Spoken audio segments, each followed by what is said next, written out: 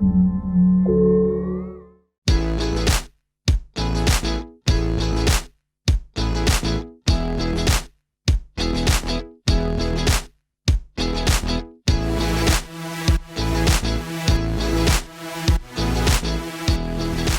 tähistame Kristiine linnaosa 26.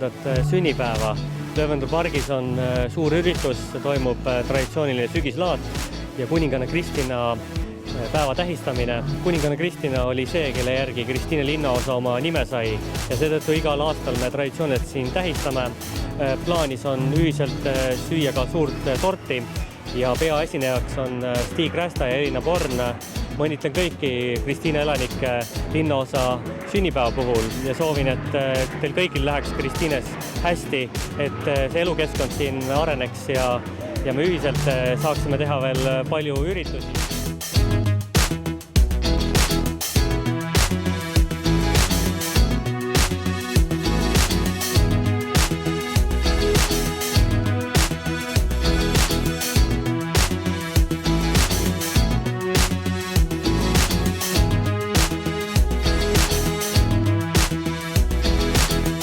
Kristiine linnaosaga seos võib olla see, et ma elan selles linnaosas.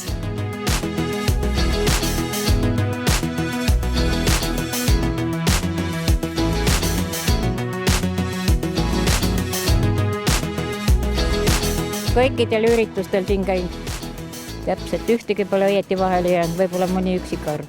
Ja vot ongi. Rahvast käib palju ja üldiselt on ikka palju rahvast meil alati. Ja täna veel üldine see sünnipäev ja värgid ja see laat eriti suur ja lai. Võimas.